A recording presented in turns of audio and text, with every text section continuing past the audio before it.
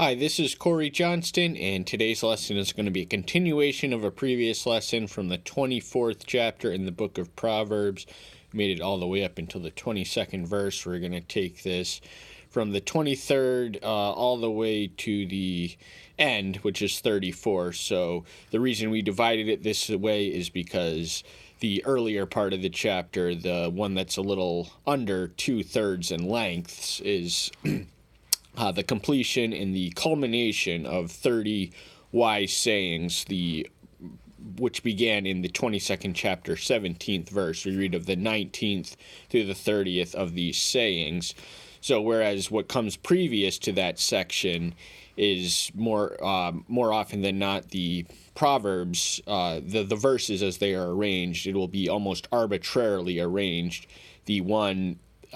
Any single one in isolation is most likely bound to have no conceptual connection to its predecessor or successor, but here we read that they are formed in sentences, and we're just going to read three of them, or rather combine verses that build up and elaborate on. And in the section we're going to be covering today in the actual lesson, we read of 5 of these, which is just a capstone. He doesn't name 5, but we count 5. And then the 25th chapter is the Proverbs of Solomon, copied by the men employed by Hezekiah, the great reformer, Judean reformer, some 3 or 4 centuries. Yeah, about 3. He came 3 centuries after Solomon, and this also is similarly worded to the opening verse of the opening chapter, where he identifies these proverbs as belonging to him and coming from him. But that's getting a little far ahead of ourselves. We just want to review 3 of the sayings, and in the 24th chapter we read of the 19th through the 30th saying. We're going to read the 19th, the 28th, and the 29th. And the theme which they speak of envy and vengeance. And so the 19th saying reads verses 1 through 2. Do not envy evil men, nor desire to be with them, for their hearts plot to ravage, and their lips talk of trouble. So the temptation to envy evil men is that evil men seemingly prosper, the wicked prosper seemingly at the expense of the righteous and innocent, but we got to keep ourselves away from them and their ways. We should not be associating or even desiring to be in the same room with such people, because their heart and their lips are both headed in the same direction, that is trouble and devastation. And so no productive or positive thing can come from affiliating with men who are inclined towards evil. And the 28th saying, which is verses 17 through 18, this has to deal with vengeance, which is going to inform justice and the broader conceptual category of justice. This is going to inform some of what we read in the lesson. The range we'll be covering. Do not exult when your enemy falls, and let not your heart rejoice when he stumbles, lest Yahweh see it and be evil in his eyes, and he turn away his wrath from him. So there is a misnomer that the concept of love for one's enemy is unique and revolutionary in the Old Testament, but in Job and in First Chronicles, and in here and in the 25th chapter, verse 21 talks about feeding your enemy when he is hungry. And you get rewarded for feeding your enemies by Yahweh. But here, if Yahweh does see you doing the opposite of the positive principle, the negative, which is to just rejoice and boast and celebrate at the destruction because Yahweh takes no delight in the death of the wicked, neither should we take delight in their destruction. And if we do, Yahweh, he sees all, he knows all, his eye in the sky, will take some of the wrath he's inflicting on your enemy and give it back to you. So poor investment is to despise our enemies as less than us. And then the 29th one, verses 19 through 20. Do not fret because of evildoers, and do not envy the wicked, for there is no future for the evildoer. The lamp of the wicked is put out. So this ties into the opening saying from the opening first two verses. There's really no reason to be envious or fret or even sweat the evildoers, because they are heading nowhere. They only have, so many years left to live, and this life is all they have. There is no eternal future for the evildoer, and the lamp of the wicked will be put out, that is extinguished permanently in the afterlife.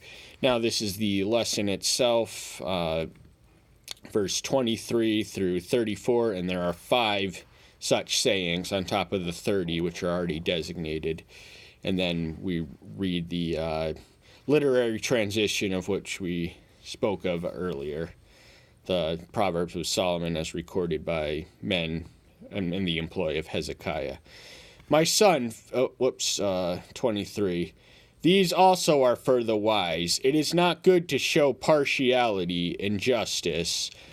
So he earlier said, somewhere not long after the 17th verse of the 22nd chapter, these are 30 sayings for the wise, and he adds an additional extra credit addendum to these, which he says are also for the wise.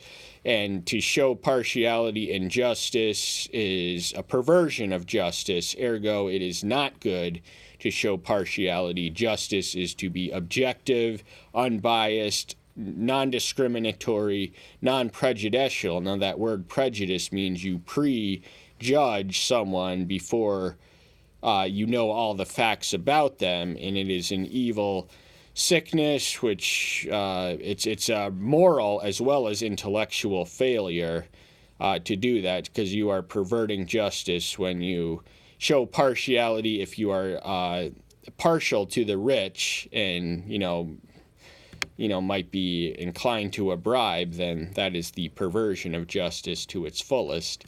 He who says to the wicked, "You are righteous," people curse him, nations despise him. So judges are on full display. The character of the government is a reflection of any nation to the world, and our government is pretty corrupt, but it's not as corrupt as a lot of these other places. I know a lot of what's going on right now with the whole impeachment inquiry, and I don't want to talk too much about this, but the Democrats are saying to themselves, we are innocent, but it's really just a cover-up for their own treason. They're trying to frame treason on him, and exposing a crime is the crime they're trying to get him with. Not too much sense there, but that does not reflect well on us on the national stage, that we have an entire opposition party that does not trust the electoral or at least pretends to not trust and disdains and wants to discard the electoral process. But we're just going to read the next verse. This is the first of the 5 sayings after this verse. But those who rebuke, it is pleasant, and a good blessing comes on them. So these 3 verses have to do with the proper administration and distribution of justice. So it is an abomination, we read of in he who acquits the wicked and he who condemns the righteous, both are an abomination in the sight of Yahweh. We read of in Proverbs 17:15, and we read much of that in 24:25. If you're letting the guilty go, and some of these Democrats are committing their crimes in broad daylight, and there's no prosecution or investigation or anything like that. But more to the point of the principle that I communicated, if you judge the right people correctly and fully, the nations and the blessings will come from your proper handling of your judicial duty. The 26th is the second saying. It is 1 verse. He who gives a right answer kisses the lips. So the right answer, now a friend will not be afraid to offend if necessary another friend to give them the right answer. They will tell them what they need to know and not necessarily what they want to know. That's what a false friend, a flatterer, a sycophant, a deceiver, a conniver, a phony will do. But a friend will give you the right answer. They will tell you what you don't know, that you need to know, that you are blind to. So friends serve as the eyes on the back of your head, and not everything that we are all of our character defects are not always obvious to us, because that's just the self-centered psychology of the natural and fallen man. It's part of a condition of our fallen nature. But friends, a real friend, a true friend, will give you a rough, offensive answer, and it might sting, but it is for your own good. And that is a kiss from an enemy is less deceitful or is less harmful than, or is less preferential to Solomon than the stings of a word from a friend. The 27th verse is the third such statement. Prepare your work outside and make it fit for yourself in the field. So the virtue of diligence is praised, and consequently the accompanying counterpart vice of laziness is condemned consistently and totally and thoroughly throughout the book of Proverbs. The diligent plan their work, and they work their plan. They set it in motion in their mind before they get their pedal to the metal, their hands to the wheel. They know they have to dig. They plan what they do have to dig to reap and sow. This is an agricultural audience originally, so the work outside would have been literally outside. He's not writing to an office-dwelling, urban, modern city denizens, but the same principles of diligence can serve us in our offices as much as the farmer, both modern and ancient, on the field. And, make it... you have to...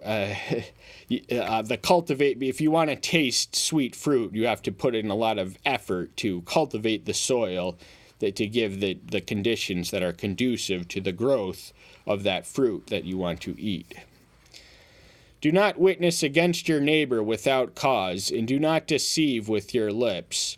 These are two things you don't want to do for self-evident, obvious reasons. An unprovoked contention, if a lot of contention and chaos and conflict is a lot of retaliation and just this cycle of vengeance that the injured party seeks to return to the one who had injured them. But much of it is preemptive, so there is such an origin. Every origin begins usually without a cause, so it's not necessary, provocation is unnecessary, but some people thrive on drama, and they're so empty in their life that they need dramatic situations to give them a sense of excitement, significance, meaning, whatever.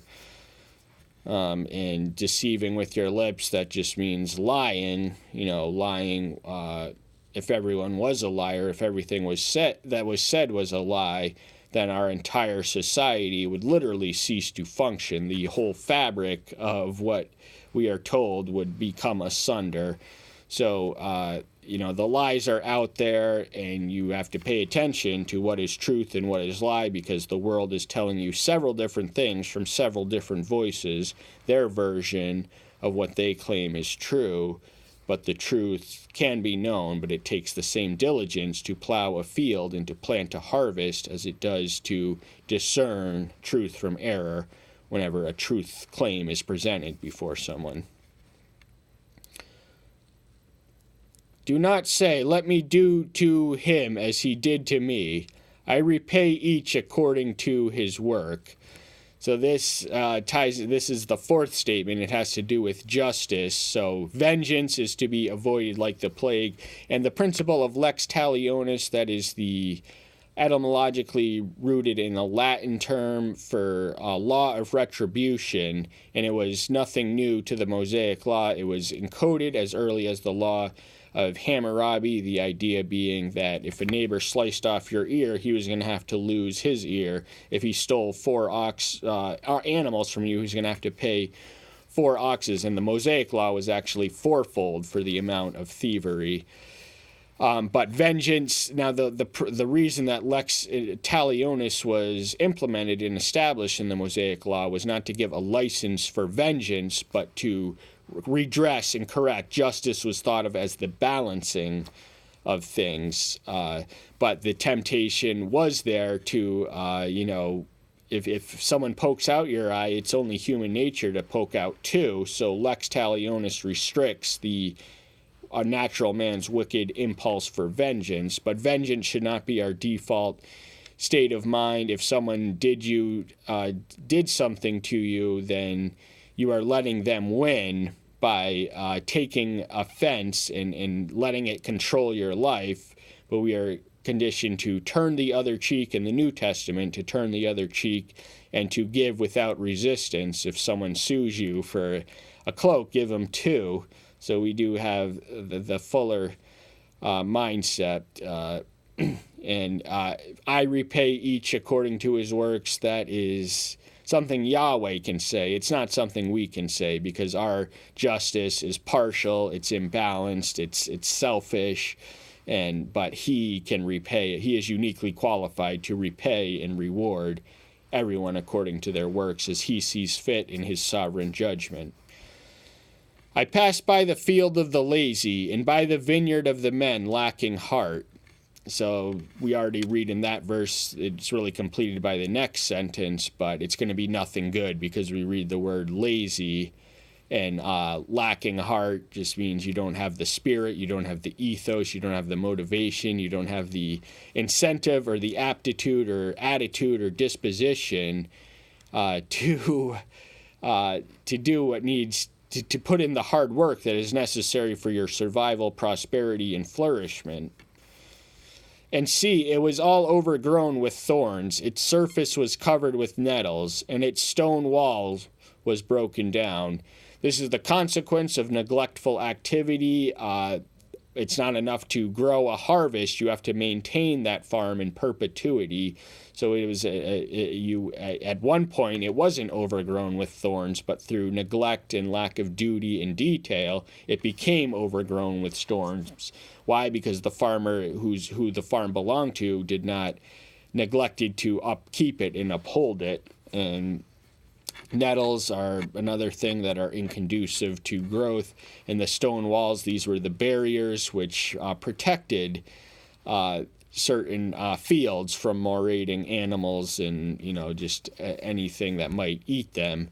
But with the broken down is symbolic of the state of deterioration, and also physical, very physical representative of that deterioration. When I saw it, I applied my heart to it. I looked and received discipline. So when Solomon saw it, he applied his heart, his mind to it. He was thinking about it, and he was inspired and stimulated to have thoughts. And he recognized the need for discipline. Had these lazy people been disciplined, discipline can develop diligence. Without it, so that is the remedy. And he says, a little sleep, a little slumber, a little folding of the hands to rest, and your poverty shall come progressing, and your need like an armed man. So this is, if you are lazy, now if you are rich, you have the luxury to be lazy, but if you're not rich and you are lazy, you will be poor. So it's far too simplistic to interpret this in such black and white lens. Proverbs are principles, not promises. But if you have nothing, or you don't have wealth, and you sleep the day away, and your comfort is greater concern for your provisions and welfare, your luxury, when you do not have the luxury to indulge in the luxury of sleep and idleness and all that, the poverty will sneak up, and it's going to come and get you, and you're going to have no defenses once it's finally here, because you neglected to cultivate the weapons and defenses that could protect you from the situation you must endure from your lack of necessary attention. And that's all the time we have for today. Thank you so much. I'm so glad to see you. Take care. Until next time, I'll see you then. Bye-bye.